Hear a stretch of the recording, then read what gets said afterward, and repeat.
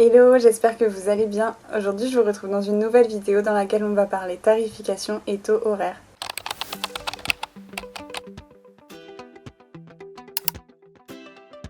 Est-ce que c'est pas un peu le pire sujet en freelance ? Pour moi, c'est vraiment la partie la plus difficile de l'entrepreneuriat, de devoir définir le prix de ses prestations et de ses produits, devoir faire des devis, connaître la valeur de son travail. Je sais que c'est un gros sujet quand on se lance, donc aujourd'hui dans cette vidéo, j'avais envie de vous donner quelques conseils ou en tout cas quelques pistes à creuser pour vous aider à calculer votre taux horaire et à définir vos tarifs. Attention, je ne vais pas prétendre que ce que je vais vous dire c'est la vérité absolue, c'est ma manière de voir les choses et ma manière de faire, mais je pense qu'on a tous des manières de calculer ces tarifs qui sont différentes. La mienne est peut-être pas meilleure que les autres et peut-être pas la bonne tout court, mais en tout cas, je pense que si vous êtes en difficulté et que vous avez besoin de conseils dans un premier temps, ça peut toujours vous aider. Mais c'est complètement libre à vous d'adapter ce que je dis à votre propre situation, à vous faire vos propres idées et à changer les choses aussi en cours de route. Juste avant de commencer, si on ne se connaît pas encore, moi c'est Amélie, je suis graphiste indépendante au Pays Basque depuis 3 ans et j'ai créé en 2020 mon entreprise que j'ai appelée l'agence Hilargia. Donc première étape pour pouvoir définir tes tarifs, je pense que dans tous les cas il y a besoin de calculer son taux horaire, c'est ce qui va te servir derrière à définir la valeur des prestations que tu proposes. On reparlera juste après de la méthode, mais pour moi la première étape à faire, ça va être de calculer ton taux horaire. Pour calculer son taux horaire, il y a plein de méthodes différentes et il y a beaucoup de choses qui rentrent en compte. Si tu cherches sur internet, je pense que tu retrouveras pas mal de réponses différentes. Je vais essayer de te lister du coup les choses qui selon moi rentrent en compte dans le calcul du taux horaire. Donc dans un premier temps, il faut savoir quelles sont les charges personnelles qu'on a besoin de couvrir tous les mois. Donc à savoir son loyer, la nourriture, l'essence, les prêts, les crédits, etc. qu'on peut avoir. Il va falloir que votre salaire puisse couvrir l'ensemble de toutes ces dépenses-là, plus éventuellement d'autres dépenses accessoires comme le fait de pouvoir aller au restaurant, faire des sorties, partir en week-end, etc.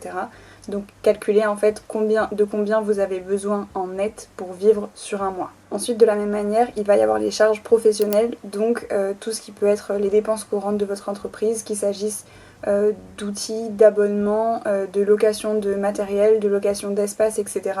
Voir quelles sont les charges fixes qui sortent tous les mois de votre entreprise, parce qu'elles devront aussi du coup être couvertes par le chiffre d'affaires que vous allez faire. Il faudra aussi prendre en compte le pourcentage que l'URSSAF va prendre sur votre chiffre d'affaires et les éventuels autres prélèvements qui peuvent arriver, comme par exemple la CFE qui est en fin d'année, ou les impôts, etc. Enfin bref, tout ce qui peut être déduit administrativement ou par l'administration de votre chiffre d'affaires.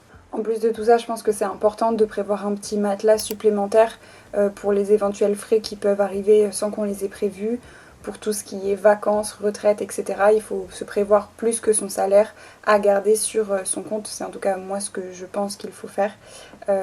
En plus de juste couvrir son salaire et ses dépenses de tous les mois. Se prévoir un petit matelas de sécurité, on va dire. Donc toutes ces informations-là, elles vont vous aider à savoir combien de chiffre d'affaires vous avez besoin de faire par mois. Et à partir de ça, on a aussi besoin de savoir combien de temps vous allez pouvoir travailler dans un mois, dans une semaine, dans une journée, etc. Donc ça, c'est propre à vous. Est-ce que vous êtes peut-être lancé en freelance pour travailler moins que quand vous étiez en salariat ? C'est une possibilité. Donc savoir combien d'heures vous voulez travailler par jour, combien de jours par semaine vous pouvez travailler et combien de semaines de vacances vous souhaiteriez prendre sur l'année. Ça va vous donner du coup le nombre de jours que vous allez travailler. Et à partir de là, on va avoir tous les éléments pour pouvoir essayer de calculer un taux horaire qui soit à peu près juste. Donc concrètement, le calcul, ça va être d'avoir l'argent dont on a besoin personnellement pour vivre, plus les charges professionnelles qu'on va devoir sortir tous les mois, plus sur ce chiffre-là, il faut compter ce qui va être déduit par l'URSSAF et les autres prélèvements d'administration, etc. On peut comprendre aussi un petit matelas de sécurité pour tout ce qui est prévoyance, retraite, vacances, maladies, etc. Avoir un peu d'argent de côté et aussi pour par exemple les mois où ça va un peu moins bien au niveau du chiffre d'affaires. Ça va vous donner une somme totale et cette somme-là, d'une part, il va falloir en retirer une certaine partie parce que, en gros, sur la totalité de votre temps de travail, vous n'allez pas à 100% faire des choses qui vont vous permettre de gagner de l'argent. Par exemple, vous n'allez pas faire à 100% des missions clients ou à 100% de la production des articles que vous vendez. Il va y avoir une partie d'administratif, de communication, de mail, etc., etc.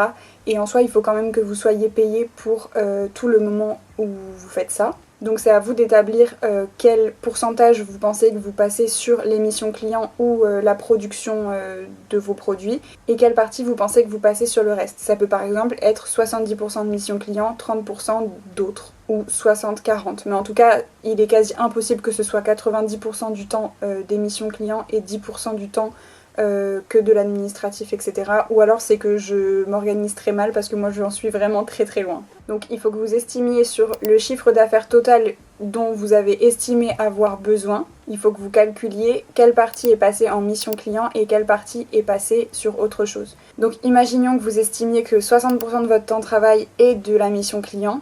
Il va falloir que vous calculiez du coup le nombre d'heures que vous travaillez sur un mois. Donc si on part sur temps de travail normal entre guillemets de 7 heures de travail par jour, 5 jours par semaine, ça fait la même chose que dans du salariat, donc je crois que c'est 155 heures par mois. Et si vous estimez que 60% de votre temps de travail est du temps de travail client, vous allez faire 155 fois 60%, ce qui vous donne 93 heures. Donc là, vous allez avoir le total d'heures que vous allez facturer à des clients sur un mois. Et vous allez du coup diviser le chiffre d'affaires que vous avez estimé devoir faire tous les mois par le nombre d'heures que vous avez estimé facturer tous les mois.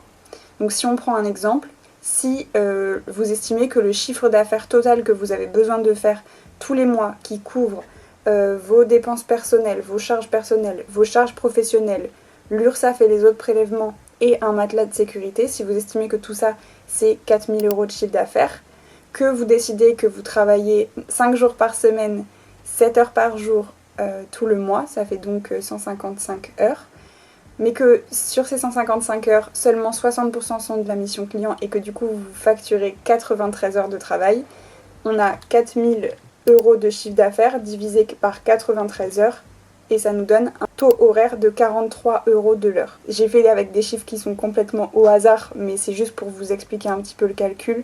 Donc du chiffre d'affaires total qu'on a besoin de faire divisé par le temps de travail qu'on va facturer à des clients. Personnellement, c'est comme ça que moi je calcule mon taux horaire. Je dis pas que j'ai la vérité absolue, mais en tout cas, moi c'est comme ça que je fonctionne. En tout cas, c'est comme ça que j'ai fait au début. Et à partir de ça, quand j'ai estimé que j'avais suffisamment progressé dans mon travail, j'ai revu mon taux horaire à la hausse. Pour vous donner un ordre d'idée, en graphisme, je crois avoir entendu dire qu'un taux horaire moyen débutant, c'était autour de 50 € de l'heure. C'est pour ça que je dis que là, 43 € de l'heure, peut-être que mon calcul est complètement fort, je ne sais pas. Mais ça vient aussi peut-être du fait que là, j'ai fait un calcul avec 60% du temps de travail qui est facturé. Moi, en réalité, je crois que je suis à 40 voire 50% de temps de travail facturé et tout le reste, c'est autre chose. Et encore, je suis peut-être même à moins que ça, je suis pas sûre de moi. Mais donc voilà, en tout cas, pour le métier de graphiste en freelance, je sais qu'un taux horaire débutant, c'est autour de 45 € ou 50 € de l'heure. Et ça monte bien sûr très très haut après en fonction des personnes, etc. Mais la méthode de base pour calculer son taux horaire, pour moi en tout cas, c'est celle-là. Après, une fois qu'on a son taux horaire, il y a plusieurs manières de calculer ses tarifs. La première, ça va être de calculer ses tarifs au temps passé sur la mission. Par exemple, je vais rester sur mon propre métier, donc le métier de graphiste. Si, pour faire une identité visuelle, je sais que j'ai besoin de 20 heures de travail et que mon taux horaire est de 43 € de l'heure, alors je vais faire 43 fois 20 et ça me donnera le montant de ma prestation, donc 860 €. Ça, c'est une première méthode pour calculer ses tarifs. Le truc, c'est que quand on commence, forcément, on ne sait pas exactement combien de temps on a besoin pour faire une mission. Et du coup, par rapport à ça, moi, je vous conseillerais d'utiliser Toggl. C'est une application qui sert à enregistrer le temps de travail. Et moi, du coup, personnellement, je l'utilise chaque fois que j'ai un nouveau projet client. Je vais créer un projet sur Toggl dans lequel je vais enregistrer mon temps de travail. Et ça me sert d'une part à apprendre à connaître le temps que je passe sur chacune de mes prestations et aussi à vérifier du coup que je rentre bien dans les devis que j'ai faits. Donc imaginons demain je commence une identité visuelle pour un nouveau client, je vais lancer mon chronomètre, je vais voir que peut-être au lieu de 20 heures, j'aurais mis 24 heures et donc je me rends compte que mon devis est mal fait et que mon tarif n'est peut-être pas bien calculé. Après, je pense que c'est le cas dans beaucoup de métiers de prestation de service, il s'agit aussi de faire un petit peu une moyenne. Peut-être qu'au début on va estimer que c'est 20 heures et si le premier projet il se fait en 24, il faut attendre de voir avec le temps si tous les projets sont en plus de 24 heures, en plus de 20 heures ou si au final c'est un petit peu une moyenne, des fois 18 heures, des fois 22 heures, des fois plus, des fois moins et du coup dans ce cas-là ça vaudra peut-être quand même le coup de rester sur 20 heures. mais en tout cas Toggle permet de bien quantifier le temps de travail passé sur un projet pour se rendre compte au fil du temps combien de temps on passe sur chacune de nos tâches. Et il y a une autre manière de calculer ces tarifs, mais qui est un peu plus subjective, on va dire. C'est plus à l'appréciation de chacun, on va dire. C'est la méthode qu'on appelle de la valeur perçue, mais je trouve que c'est quand même intéressant selon le type de client avec lequel on travaille. La méthode de la valeur perçue, ça consiste en fait à considérer que, si on reprend l'exemple précédent, pas forcément d'une identité visuelle, mais d'une création de catalogue, puisque ça c'est des sujets aussi que je connais, d'une création de catalogue, imaginons que j'ai toujours 20 heures de travail pour la conception d'un catalogue pour une marque, donc 20 x 43 ça nous fait toujours 860 €, sauf que si je travaille pour une très grosse marque de e-commerce par exemple, et que je facture ce catalogue 860 € qui est le temps de travail que ça m'aura pris, au final, est-ce que je suis pas un peu perdant? Parce que la marque, le catalogue, elle va peut-être l'utiliser pendant des dizaines et des dizaines d'années, j'abuse un petit peu, mais elle va peut-être l'utiliser pendant plusieurs années, et continuer à se faire beaucoup d'argent selon le prix des produits qui sont vendus. Imaginons si c'est des canapés de luxe, peut-être qu'un seul canapé vaut 3000 €, et du coup, son catalogue va être extrêmement rentable. Et donc il y a cette notion de valeur perçue qui va rentrer en jeu, à savoir quelle est la valeur pour mon client de ce que je lui propose. Je pense que peut-être cette méthode-là, elle s'applique plus aux prestations de services qu'aux produits. J'avoue que j'ai jamais calculé des prix pour un produit, donc je suis pas hyper au point là-dessus. Mais en tout cas pour de la prestation de service, c'est se poser la question de quelle est la valeur pour mon client du travail que je lui fournis, qu'est-ce qu'il va en tirer derrière, combien d'argent ça va lui permettre de faire. Et du coup, personnellement, moi, pour calculer mes tarifs, je fais un peu un mix des deux. C'est-à-dire que, en premier lieu, je multiplie mon taux horaire par le nombre d'heures de travail que je pense que je vais passer sur la mission. Et ensuite, je me pose la question de quelle est la valeur pour mon client, quelle est la valeur qu'il perçoit de mon travail. Et selon si elle est à peu près équivalente, bien en dessous ou bien au-dessus, je vais pouvoir réajuster mon tarif. Encore une fois, c'est ma manière de faire, je dis pas que c'est la bonne, je dis juste que c'est comme ça que je fais et que je pense que c'est pas une mauvaise façon de faire. Peut-être que si, peut-être que non.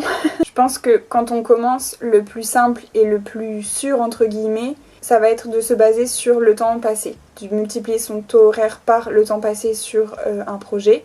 Et après, je pense qu'avec l'expérience et aussi peut-être l'habitude, on peut évoluer vers quelque chose qui est un peu plus hybride entre la valeur perçue et le temps passé. La valeur perçue, c'est un petit peu difficile parce que du coup, c'est libre, enfin, c'est une appréciation libre, c'est-à-dire que j'estime que ça vaut ce prix-là pour mon client, mais peut-être que mon client, il n'est pas d'accord avec ça. Donc, c'est un peu plus compliqué. De toute façon, vraiment, pour moi, les tarifs, c'est toujours un sujet compliqué.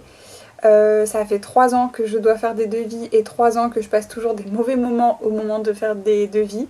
Mais je pense qu'on apprend vraiment sur le tas, entre guillemets, qu'il faut faire, il faut pratiquer pour progresser. Et surtout, ce que je voulais un peu qui sorte de cette vidéo, c'est qu'il ne faut pas avoir peur de se tromper.